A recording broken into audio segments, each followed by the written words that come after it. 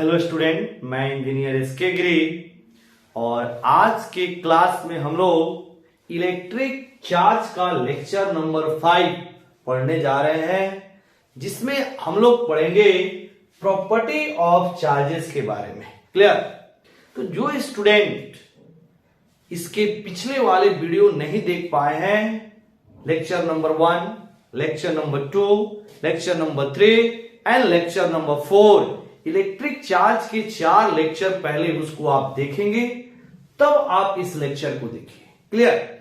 फिर इसके बाद में हम लोग नेक्स्ट लेक्चर में इसके कुछ इंपॉर्टेंट न्यूमेरिकल पढ़ने वाले हैं।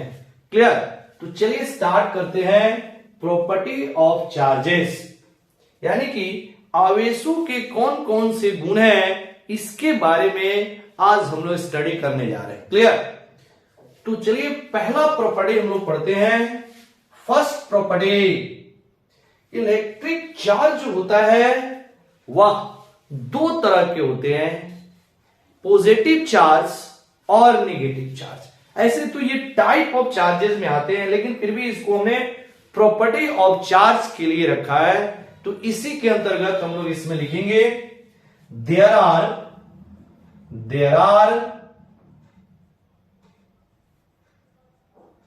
2 types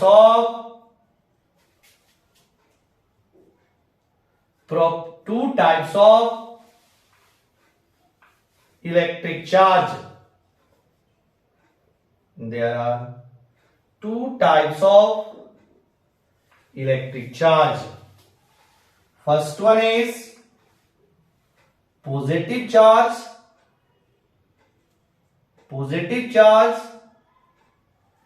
and second one is negative charge. First one is positive charge and next one is negative charge. तो चार्ज 2 तरह के हो गए। सेकेंड जो पॉइंट है, जब भी हम किसी ऑब्जेक्ट को चार्ज करते हैं तो उसमें इलेक्ट्रॉन की ट्रांसफर होती है। सपोज हम किसी बॉडी को पॉजिटिव चार्ज कर रहे हैं, इसका मतलब है उस बॉडी से इलेक्ट्रॉन को बाहर निकालना होगा। क्लियर? या फिर जैसे आप किसी सब्सटेंस को नेगेटिवली चार्ज कर रहे हैं तो सब्सटेंस के अंदर इलेक्ट्रॉन को इंटर कराना होगा। क्लियर? तो ये ट्रांसफर ऑफ इलेक्ट्रॉन जो होते हैं वह सब्सटेंस के मास को चेंज करता है। क्लियर? यानी कि जब भी हम किसी बॉडी को चार्ज कर रहे होते हैं तो उसमें इलेक्ट्रॉनों की ट्रांसफर होती है, और इस इलेक्ट्रॉन के ट्रांसफर से जो बॉडी का मास है वो चेंज करता है। क्लियर? और मान लीजिए अगर आप पॉजिटिव चार्ज कर रहे हैं किसी सब्सटेंस को, तो उससे इलेक्ट्रॉन बाहर निकलेगा तो उसकी मास घटेगी। अगर आप किसी बॉडी को निगेटिवली चार्ज कर रहे हैं, मतलब आप उसको इलेक्ट्रॉन दे रहे हैं, तो उसके अंदर इलेक्ट्रॉनों की संख्या बढ़ेगी, उसकी मासेस बढ़ जाएगा। क्लियर? तो यहां पे हम लोग सबसे पहले दूसरा प्रॉपर्टी लिखते हैं। When a body is get charged comma then the mass of the body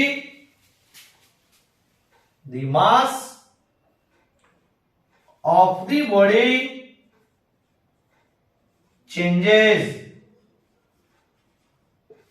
comma, due to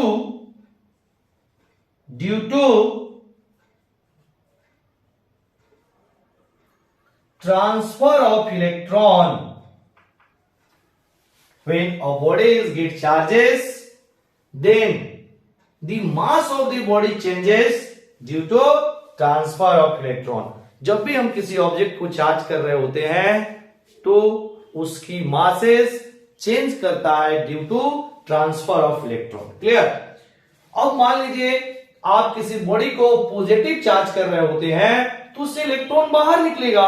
अगर इलेक्ट्रॉन बाहर निकल रहा है, इसका मतलब है उसकी मासेस कम होगा, घटेगा। जैसे मान लीजिए सपोज यह एक बॉडी है, ये न्यूट्रल है, सपोज इस पे चार्ज की मान 0 है, मतलब इलेक्ट्रॉन और प्रोटॉन इसमें बराबर है। अगर इस बॉडी को आप पॉजिटिव चार्ज करना चाहते हैं तो इससे इलेक्ट्रॉन को बाहर निकालना होगा। जैसे इलेक्ट्रॉन बाहर निकलेगा अब इसकी मासेस डिक्रीज कर जाएगा, क्योंकि इलेक्ट्रॉन की जो मास होती है, जैसे एक इलेक्ट्रॉन की जो मास होती है वो 9.1 इंटू 10⁻⁻31 kg होता है एक इलेक्ट्रॉन का मास। अब अगर एक इलेक्ट्रॉन निकलेगा तो इतना मास इसकी डिक्रीज कर जाएगा, दो इलेक्ट्रॉन निकलेगा, दो से मल्टीप्लाई कर देंगे उतना मास डिक्रीज कर जाएगा। क्लियर? तो यहां से पॉजिटिव चार्ज करने पे इलेक्ट्रॉन बाहर निकलेंगे, इलेक्ट्रॉन बाहर निकलेंगे तो इसकी मासेस घट जाएगा। Second number, suppose same body यानी इलेक्ट्रॉन प्रोटॉन बराबर है, बॉडी न्यूट्रल है, अगर इसको निगेटिव चार्ज करना है तो हमको इसके अंदर इलेक्ट्रॉन को डालना होगा। अगर इलेक्ट्रॉन इसमें डाल रहे हैं ऑटोमेटिक इसकी मासेस क्या होगी? बढ़ेगी, इसकी मास बढ़ जाएगी। इसकी मास जैसे बढ़ेगा एक इलेक्ट्रॉन जाएगा, एक इलेक्ट्रॉन के मास बढ़ जाएगा, दो इलेक्ट्रॉन डालेंगे, दो इलेक्ट्रॉन के मास के बराबर इसकी मास बढ़ जाएगी। तो ये है आपका चार्जिंग से इलेक्ट्रॉन का ट्रांसफर होने के कारण सब्सटेंस की जो मास है या तो डिक्रीज करेगा या तो इंक्रीज करेगा। पॉजिटिव होगा तो डिक्रीज करेगा, निगेटिव होगा तो सब्सटेंस का मास इंक्रीज करेगा। तो इसी लाइन के अंतर्गत हम पैराग्राफ चेंज कर लिख रहे हैं, when the body get positively charged,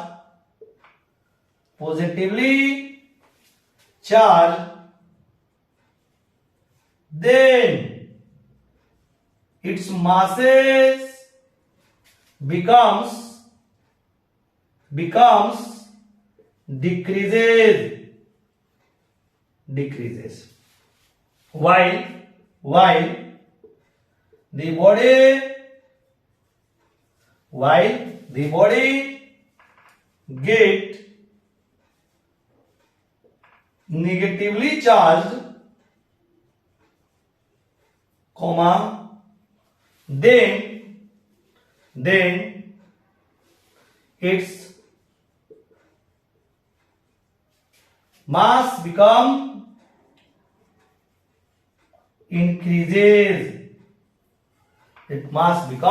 increases। यहां पे then its mass increases। तो जब हम किसी भी बॉडी को नेगेटिव चार्ज कर रहे होते हैं तो उसकी मास बढ़ेगा, जब किसी बॉडी को हम लोग पॉजिटिव चार्ज करते हैं तो उसकी मास क्या होगा? घटेगा। क्लियर? इसके बाद तीसरा पॉइंट, प्रॉपर्टी नंबर 3। आप क्या करेंगे बाबू, इसको पॉज कीजिए, नोट कीजिए। तीसरा पॉइंट, थर्ड पॉइंट, तीसरा पॉइंट बोलता है कि अगर सेम नेचर का चार्ज है तो वह एक दूसरे को रिपेल करेंगे, अगर अपोजिट नेचर का चार्ज है तो वह अट्रैक्ट करेंगे। मतलब पॉजिटिव में रिपल्सन होगा, निगेटिव में रिपल्सन होगा, पॉजिटिव नेगेटिव में अट्रैक्शन होगा। तो तीसरा पॉइंट होता है सिमिलर चार्जेस या टू चार्जेस हैविंग, से लिखेंगे two charges having same nature, two charges having same nature, comma they are repel each other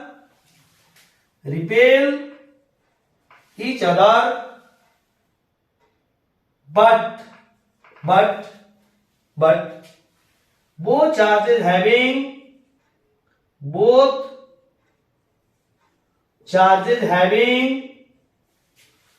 opposite nature,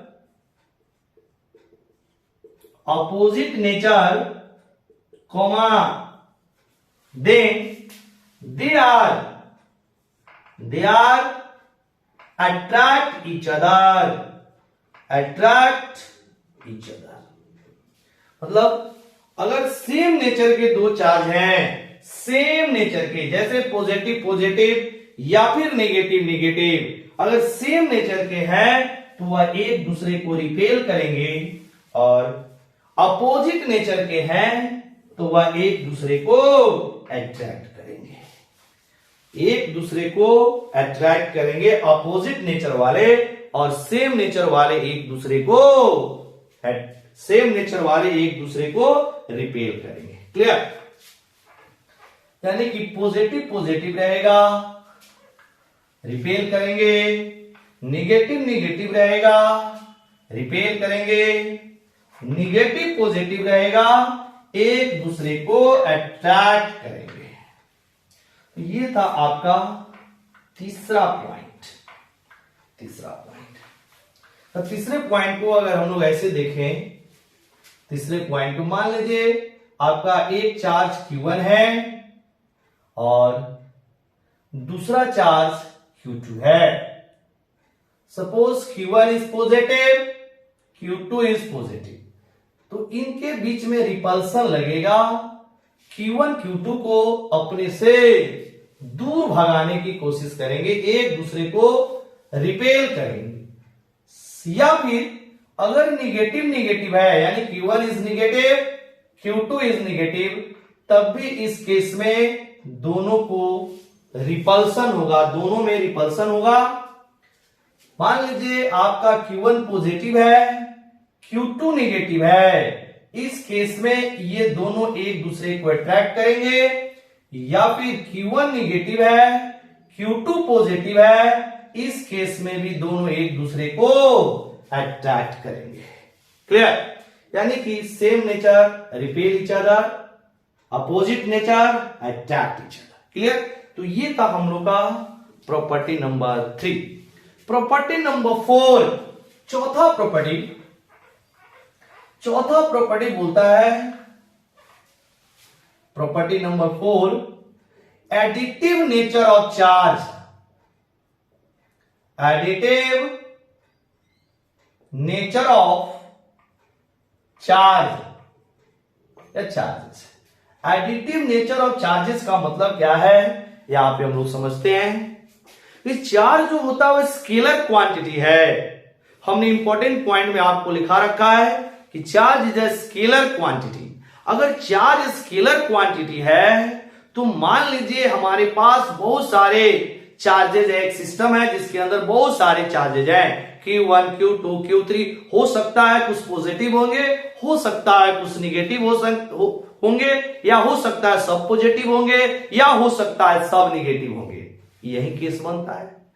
तो अगर हमें पूरे सिस्टम पर नेट चार्ज निकालना है, पूरे सिस्टम पर अगर हमें नेट चार्ज निकालना है, तो सभी चार्जों को हम अलजेब्राइक सम करेंगे, जो वैल्यू आएगा वही हमारे सिस्टम की नेट चार्ज होगा। क्लियर? तो इसे हम लोग बोलते हैं additive nature of charge. Additive nature of charge मतलब दी नेट चार्ज, नेट का मतलब टोटल, नेट चार्ज या total charge on A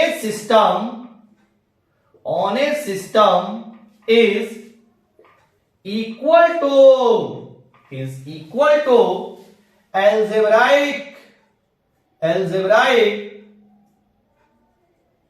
algebraic sum of all positive and negative, all positive and negative charges are present in the system। ये है मतलब किसी system के अंदर जो नेट चार्ज होता है वह उस सिस्टम के अंदर जितने भी पॉजिटिव चार्ज है या निगेटिव चार्ज है या दोनों है उनके अलजेब्राइक सम के बराबर होता है। यानी net charge on a system is equal to algebraic sum of all positive and negative charges are present in the system या inside the system. Suppose example, मान लीजिए ये हमारा सिस्टम है, इसके अंदर सपोज ये Q1 चार्ज है, सपोज ये आपका Q2 चार्ज है, सपोज ये आपका Q3 चार्ज है एंड सपोज ये आपका Q4 चार्ज है. क्लियर? Q1 की वैल्यू दे रखा है, सपोज Q1 की value 4 microcoulomb, Q2 is equal to 6 microcoulomb, Q3 is equal to 5 microcoulomb and Q4 is equal to -8 microcoulomb. Clear? Suppose ये दिया हुआ है एग्जांपल में. अब हमें बोलता है कि चलिए ये जो सिस्टम है, दिस इज द सिस्टम. अब इस सिस्टम की नेट चार्ज बताइए क्या होगा. तो नेट चार्ज जब निकालेंगे Q नेट या Q टोटल, तो ये algebraic sum because charge is a scalar quantity, यानी Q1 plus Q2 plus Q3 plus Q4. ऐसे सिंपल जो algebraic sum होता है वेक्टर सम में, उसी तरह इसको हम लोग ऐड कर देंगे. मतलब Q1 का मान हो जाएगा 4 प्लस 6 प्लस 5 प्लस -8 कर देंगे. अब इसको आप जोड़ लीजिए, 10 5 15 में से 8 गया 7, यानी कि 7 माइक्रोकूलम. अगर हम लोग इस पूरे सिस्टम पे नेट चार्ज निकाले तो इस पूरे सिस्टम की जो नेट चार्ज है वह 7 माइक्रोकूलम के बराबर होगा. तो ये हम लोग का point number 4, additive nature of charge. Clear? आप लोग पॉज करेंगे, खुद से नोट्स बनाइए. क्लियर? आपको इस चैनल पे 12th क्लास के, इवन 11th क्लास के, मतलब 11th और 12th दोनों ही आपको पूर्ण रूप से पूरे theory, numerical, objective, board level, NEET level और जेईई मेन लेवल के आपको इस चैनल पे मिलेंगे. तो आप लोग से यही अनुरोध है कि आप इस चैनल को सब्सक्राइब करें और ज्यादा से ज्यादा अपने फ्रेंड सर्कल में इसे शेयर करें, जिससे कि बाकी लोग को भी इसका बेनिफिट मिल सके. क्लियर? तो चलिए स्टार्ट करते हैं. अब हम लोग इसकी पॉइंट नंबर 5, मतलब प्रॉपर्टी ऑफ चार्ज की पॉइंट नंबर 5.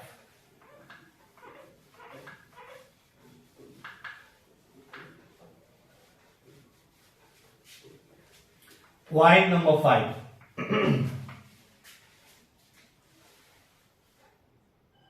पांचवा पॉइंट है invariance of charge. Invariance of charge. अब इनवेरियंस ऑफ चार्ज को हम लोग समझते हैं. देखिएगा, मान लीजिए हमारे पास सब्सटेंस है, ध्यान से समझेंगे. सपोज हमारे पास एक सब्सटेंस है या बॉडी है, इसकी मास दे रखा है सपोज m. ये रेस्ट मास है, यानी कि ये रेस्ट मास सपोज हमने मान लिया रेस्ट मास इज m0 मान लीजिए रेस्ट मास. और इसकी जो चार्ज दिया हुआ है, सपोज ये चार्ज बॉडी है और इसकी जो चार्ज दिया है वो Q है. हमें समझना इनवेरियंस ऑफ चार्ज. हमने एक सब्सटेंस लिया जिसकी रेस्ट मास m0 है और इस पे जो चार्ज का मान है वो Q है.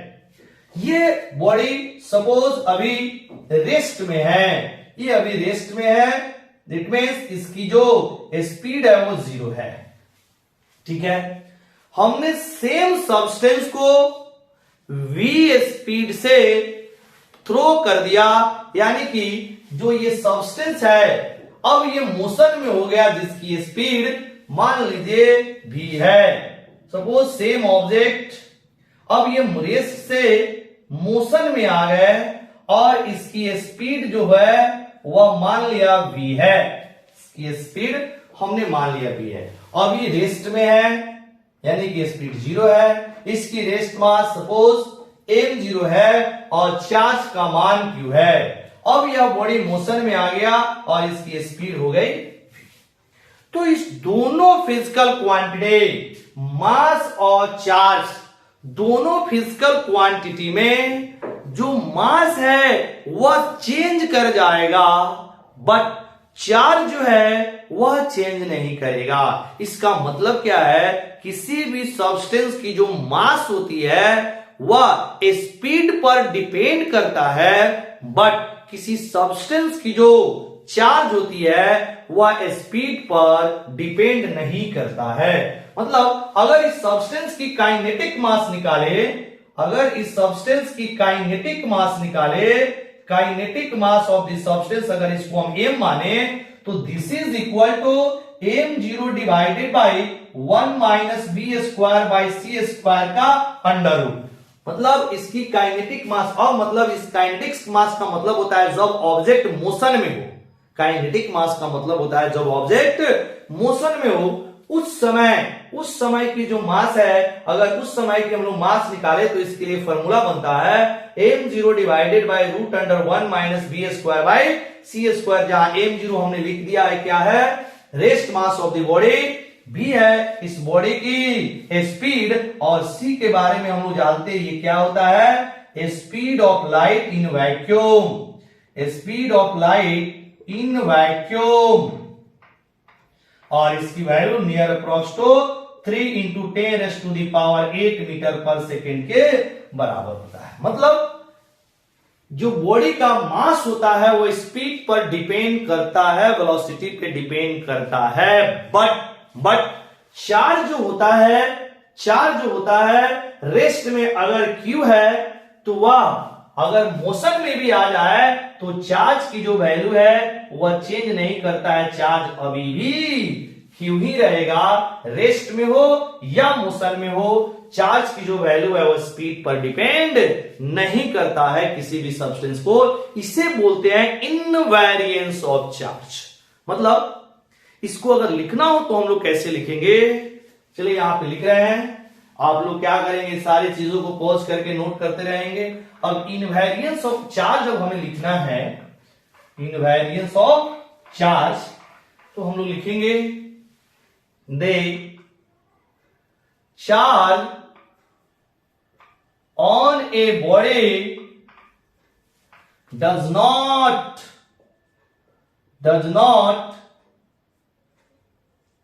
depends on speed of the body, comma, it is known as invariance of charge. It is known as invariance of charge. मतलब किसी भी बॉडी की चार्ज जो होता है वो स्पीड पर डिपेंड नहीं करता है, और उस बॉडी की जो मास होती है वो स्पीड पे डिपेंड करता है, जिसके लिए हमने आपको फॉर्मूला बता दिया, kinetic mass of the body is equal to rest mass of the body divided by root under 1 minus V square divided by C square. Clear. चलिए नेक्स्ट तो आपकी प्रॉपर्टी है, property number 6, conservation of charge. Conservation of charge. Conservation of charge से हम लोग क्या समझते हैं कि चार्ज को तो ना हम प्रोड्यूस कर सकते, ना हम चार्ज को डिस्ट्रॉय कर सकते। मतलब चार्ज जो है वह एक बॉडी से दूसरे बॉडी में ट्रांसफर होता है, एक बॉडी से दूसरे बॉडी के अंदर ट्रांसफर होता है। मतलब charge neither be create nor be destroyed, it is known as conservation of charge. मतलब किसी भी सिस्टम की जो चार्ज होती है, अगर हम लोग टोटल चार्ज की बात करें, हमेशा किसी सिस्टम की जो नेट चार्ज है वो ऑलवेज कांस्टेंट। तो यहां पर हम लोग लिखेंगे कंजर्वेशन ऑफ चार्ज में charges are neither be creates nor be destroyed It is only transfer from one body to another body. It is known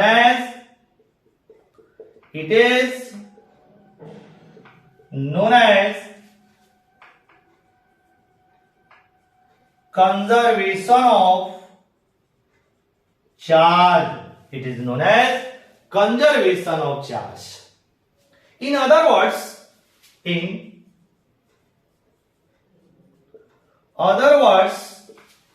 the net charge, यहां पर हमने लिखा net charge, total charge, the net charge on this system is always constant. In other words, the net charge on this system is always constant. मतलब मान लीजिए एक system के अंदर दो या दो से ज्यादा सब्सटेंसेज है, तो इसमें सब्सटेंस के चार्ज में चेंजिंग आ सकता है। मतलब चार्ज जो है एक सब्सटेंस से दूसरे सब्सटेंस में ट्रांसफर हो सकता है, बट उस सिस्टम की जब नेट चार्ज निकालेंगे तो हमेशा वो कांस्टेंट रहेगा। अब देखिए इसको एग्जांपल से हम समझा रहे हैं आपको। एग्जांपल, सपोज ये आपका एक सिस्टम है, ये दिस इज द सिस्टम, और इसमें हमने दो ही बॉडी लिया, समझना आसान है दो बॉडी पे। सपोज ये आपका बॉडी नंबर 1 और ये है आपका बॉडी नंबर 2। क्लियर? सपोज ये बॉडी 1 जो है, इस पर चार्ज का जो मान है हमने ले लिया 8 कूलम। हमने इस पे चार्ज ले लिया 8 कूलम, नहीं सॉरी, इस पे जो हमने चार्ज लिया सपोज प्लस 2e, ऐसे समझते हैं, इस पे हमने चार्ज लिया प्लस 2e। और सेकेंड जो बॉडी है इस पे हमने चार्ज ले लिया, सपोज Q2 की जो वैल्यू है वह प्लस 8e ले लिया, इसमें प्लस 2e और इसमें हमने ले लिया प्लस 8e। तो अगर अब हम लोग इस सिस्टम की नेट चार्ज निकाले, net charge of this system, तो इस सिस्टम के अंदर दो बॉडी है, first body and second body, तो इस पे अगर नेट चार्ज निकालेंगे तो Q1 plus Q2, this is equal to 2e plus 2e और plus 8e, this is equal to plus 10e। मतलब इस पे जो नेट चार्ज है वह हो गई प्लस 10e। सपोज इस सिस्टम की ही एक सब्सटेंस, मतलब पहला सब्सटेंस ने एक इलेक्ट्रॉन दूसरे सब्सटेंस को ट्रांसफर कर दिया। सपोज ये आपका पहला सब्सटेंस है, ये दूसरा सब्सटेंस है, ये पहले सब्सटेंस ने दूसरे सब्सटेंस को हमने एक इलेक्ट्रॉन की ट्रांसफर देखा। अब देखिएगा, अगर पहला सब्सटेंस दूसरे सब्सटेंस को एक इलेक्ट्रॉन ट्रांसफर किया, मतलब इसमें एक प्लस ही ऐड हो जाएगा, क्योंकि जैसे इलेक्ट्रॉन बाहर निकलता है प्लस, एक इलेक्ट्रॉन बाहर निकलता है तो प्लस e, 2 इलेक्ट्रॉन बाहर निकलता है तो प्लस 2e, 3 इलेक्ट्रॉन बाहर निकलता है तो plus 3e and so on. तो एक इलेक्ट्रॉन अगर पहले ने दूसरे को दिया तो इस पर आ गई प्लस e, अब पहले से इस पर 2e है, मतलब पहले से 2e तो था ही, और एक e और इसको मिल गया तो e जोड़ देंगे, ये हो जाएगा इस पर Q1 की वैल्यू। यहां पे एक सेकेंड, Q1 की जब वैल्यू लिखेंगे तो Q1 की वैल्यू हो जाएगा प्लस 3e, क्योंकि पहले से 2e है, एक इलेक्ट्रॉन इसने क्या किया, रिमूव किया, एक इलेक्ट्रॉन दूसरे को डोनेट किया, तो प्लस 2e था, प्लस 1e और ऐड हो जाएगा प्लस 3e। अब दूसरे की बात करते हैं Q2, तो Q2 की वैल्यू देखिए क्या होगा, पहले से एक ई था और एक ई इसने ग्रहण कर लिया, तो एक ई आया मतलब इलेक्ट्रॉन लिया तो माइनस ई हो जाएगा, यानी कि प्लस एक ई पहले से था, एक इलेक्ट्रॉन लिया तो इस पे चार्ज हो जाएगा माइनस ई, जब एक इलेक्ट्रॉन लिया तब। अब इसको हम लोग सॉल्व करेंगे तो ये हो जाएगा प्लस 7e, मतलब प्लस 8e माइनस ई मिलके प्लस 7e। अब फिर से अगर हम लोग यहाँ पे सिस्टम की नेट चार्ज निकाले, सिस्टम की जब नेट चार्ज निकालते हैं तो ये हो जाएगा आपका प्लस 3e, अब प्लस 7e मिलके फिर से प्लस 10e आ गया। अब देखिए इस एग्जांपल में हुआ क्या, जो पहली बॉडी है उसकी चार्ज बदल गई। फर्स्ट बॉडी का चार्ज पहले से प्लस ई था, अब एक इलेक्ट्रॉन रिलीज किया तो ये हो गई प्लस 3, तो बॉडी का चार्ज चेंज हो रहा है।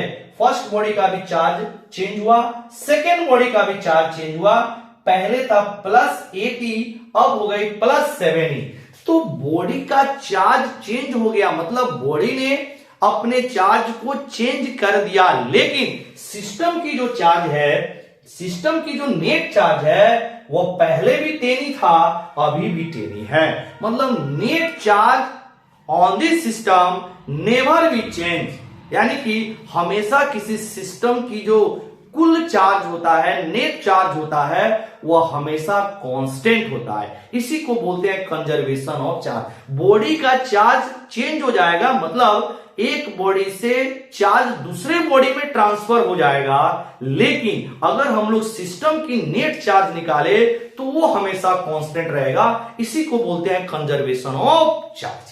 शायद आपको समझ आ गया होगा कि जो नेट चार्ज होता है किसी भी सिस्टम की, वो नहीं चेंज करता है, बॉडी के अंदर चार्ज चेंज कर सकता है। मतलब चार्ज की जो ट्रांसफर है एक बॉडी से दूसरे बॉडी में हो सकता है, बट नेट चार्ज कभी भी चेंज नहीं हो सकता। इसी को बोलते हैं चार्जेस, यानी कि charges are neither be create nor be destroyed, it is only transfer from one body to another body, is known as conservation of charge. Clear? तो ये था हम लोग का property number 6। Next property number 7 देखते हैं हम लोग। Property number 7, quantum nature of charge. Property number 7 है quantum nature of charge.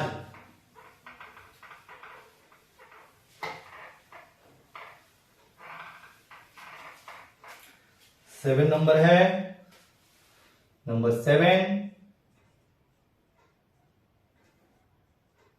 Quantum nature of charge. Very very important, quantum nature of charge. इसको हम यहां पे स्टार पॉइंट लगा दे रहे हैं, इंपॉर्टेंट है। इससे हम लोग को एक चार्ज की फॉर्मूला मिलने वाला है।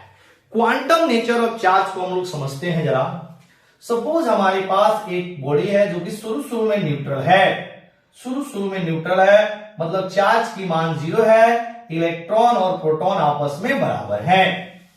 अब इस बॉडी को हम चाह रहे हैं चार्ज करना। ध्यान से समझेंगे बाबू, क्वांटम नेचर ऑफ चार्ज। हमारे पास जैसे ये मार्कर है, सपोज ये न्यूट्रल है, अभी ये न्यूट्रल है, इसको हमको चार्ज करना है। तो चार्ज करने के दो तरीके हैं, या तो इसे इलेक्ट्रॉन बाहर करने पड़ेंगे, मतलब पॉजिटिव चार्ज होगा, या तो इसके अंदर इलेक्ट्रॉन डालने होंगे, मतलब ये निगेटिव चार्ज होगा। यानी कि चार्ज करने के दो तरीके, या तो पॉजिटिव चार्ज इसको करेंगे या तो इसको निगेटिव चार्ज करेंगे। सपोज हम चाह रहे हैं इसको पॉजिटिव चार्ज करना, तो क्या होगा, इससे इलेक्ट्रॉन बाहर निकलेगा, इससे इलेक्ट्रॉन बाहर निकलेगा। अब इलेक्ट्रॉन इससे बाहर निकलेगा पॉजिटिव चार्ज के दौरान, तो इलेक्ट्रॉन जब निकलेगा वह हमेशा इंटीजर के फॉर्म में निकलता है। जैसे इस सब्सटेंस से या तो एक इलेक्ट्रॉन बाहर होगा, नहीं तो 2 इलेक्ट्रॉन बाहर होगा, नहीं तो 3 इलेक्ट्रॉन बाहर होगा, डैश डैश नहीं तो n इलेक्ट्रॉन बाहर होंगे। मतलब जब भी इस बॉडी से इलेक्ट्रॉन निकलेंगे वो इंटीजर के फॉर्म में निकलेगा, फ्रैक्शन के फॉर्म में नहीं निकल सकता है। मतलब इससे जो इलेक्ट्रॉन होगा वह कभी भी 1.5 इलेक्ट्रॉन बाहर नहीं जाएगा, कभी भी यहां से यानी कि 3/5 इलेक्ट्रॉन बाहर नहीं जा सकता है, कभी भी 4/7 इलेक्ट्रॉन बाहर नहीं जा सकता है। मतलब इलेक्ट्रॉन जब भी बाहर निकलेगा वो इंटीजर के रूप में निकलेगा, यानी कि आधी इलेक्ट्रॉन कभी पॉसिबल है ही नहीं, 1.5 इलेक्ट्रॉन कभी पॉसिबल है ही नहीं, 3.75 इलेक्ट्रॉन पॉसिबल है ही नहीं। जब भी किसी सब्सटेंस से इलेक्ट्रॉन बाहर निकलेगा वह हमेशा इंटीजर के फॉर्म में निकलेगा, तभी ना बॉडी चार्ज होगा जी। यानी इलेक्ट्रॉन बाहर निकलेगा तो बॉडी चार्ज होगा, इलेक्ट्रॉन जब भी निकलता है वो इंटीजर के फॉर्म में निकलेगा। इन अदर वर्ड, अगर मान लीजिए इसको निगेटिव चार्ज करना है, सेम सब्सटेंस को अगर हमें निगेटिव चार्ज करना है, जो कि पहले न्यूट्रल था, इलेक्ट्रॉन प्रोटॉन पहले बराबर थे, यानी कि अब इसके अंदर इलेक्ट्रॉन डालने होंगे, या तो इलेक्ट्रॉन डालेंगे तो 1 इलेक्ट्रॉन डाल सकते हैं, या तो 2 इलेक्ट्रॉन डाल सकते हैं, या तो 4 इलेक्ट्रॉन डाल सकते हैं, या तो 5 इलेक्ट्रॉन डाल सकते हैं। जब भी डालेंगे तो इलेक्ट्रॉन की जो संख्या है वो इंटीजर के रूप में होगी। 1.5 इलेक्ट्रॉन इसके अंदर नहीं डाला जा सकता, 7.5 इलेक्ट्रॉन इसके अंदर डाला नहीं जा सकता। मतलब फ्रैक्शन के रूप में आप ना तो इलेक्ट्रॉन को किसी भी सब्सटेंस के अंदर डाल सकते, ना तो किसी सब्सटेंस से बाहर कभी भी फ्रैक्शन में इलेक्ट्रॉन निकलता है। क्लियर? अब देखिए, जब फ्रैक्शन में नहीं निकलता है तब क्या होगा। जैसे मान लीजिए किसी सब्सटेंस से 1 इलेक्ट्रॉन बाहर निकला तो इस पे चार्ज की वैल्यू आ जाएगी +E। अगर 2 इलेक्ट्रॉन निकला तो इस पे चार्ज की वैल्यू आ जाएगी +2E। अगर 3 इलेक्ट्रॉन बाहर निकला तो इस पे चार्ज की वैल्यू आ जाएगी +3E। अगर आपका इन जनरल डैश डैश अगर चार्ज n इलेक्ट्रॉन निकला तो इसमें चार्ज की वैल्यू आ जाएगी +n × E, जहां n जो होगा वो हमेशा इंटीजर होगा। n हमेशा यहां पर क्या होगा, इंटीजर होगा, फ्रैक्शन नहीं हो सकता है। उसी तरह अगर 1 इलेक्ट्रॉन अंदर आया तो चार्ज का मान हो जाएगा -E। 2 इलेक्ट्रॉन अंदर आया तो चार्ज की वैल्यू हो जाएगी -2E। 3 इलेक्ट्रॉन अंदर आया या 4 इलेक्ट्रॉन, सपोज 4 इलेक्ट्रॉन अंदर आया तो Q की वैल्यू हो जाएगी -4E। इन जनरल अगर n इलेक्ट्रॉन अंदर जा रहा है तो चार्ज की वैल्यू हो जाएगी -n × E, जहां फिर n क्या है, n इज द इंटीजर। मतलब किसी भी बॉडी की जो चार्ज होती है वह integral multiple of fundamental charge E, यानी कि किसी भी बॉडी की जो चार्ज होती है वह integral multiple of fundamental charge E, और यहां पर प्लस और माइनस। अगर इलेक्ट्रॉन बाहर निकल रहा है तो प्लस, अगर इलेक्ट्रॉन अंदर आ रहे हैं तो माइनस। यहां पर n की जो वैल्यू है वह ऑलवेज इंटीजर। इसे बोलते हैं क्वांटम नेचर ऑफ चार्ज, यानी किसी भी सब्सटेंस से इलेक्ट्रॉन हमेशा इंटीजर के रूप में या तो बाहर निकलेगा या तो उसके अंदर इंटीजर के रूप में अंदर आएगा। क्लियर? तो क्वांटम नेचर ऑफ चार्ज को अगर हम लोग को स्टेटमेंट में लिखना हो तो कैसे लिखेंगे, लिखिएगा। the charge on a body is always integral multiple of fundamental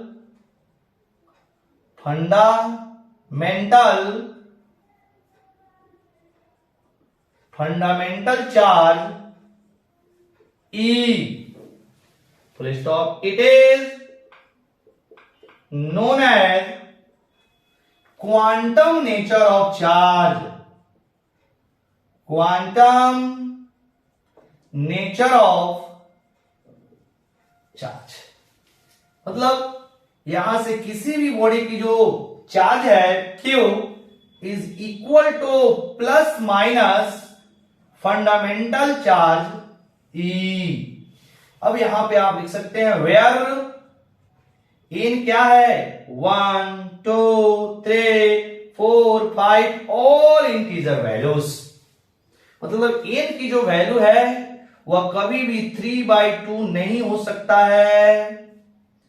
n की जो वैल्यू है कभी भी 5/2 नहीं हो सकता है, 7/2 नहीं हो सकता है, मतलब नेवर भी फ्रैक्शन नहीं हो सकता, क्योंकि इलेक्ट्रॉन जो है वो फ्रैक्शन में पॉसिबल नहीं है। तो यहां से हम लोग को किसी भी बॉडी की जो चार्ज मिला वह प्लस माइनस n इंटू ई, जहां n ऑलवेज इंटीजर, अगर इलेक्ट्रॉन बाहर निकल रहे हैं तो प्लस n इंटू ई, अगर सब्सटेंस के अंदर इलेक्ट्रॉन आ रहे हैं तो माइनस n इंटू ई, और जहां E की जो वैल्यू है, E की वैल्यू हम जानते हैं 1.6 इंटू 10⁻⁻19 कूलम के बराबर।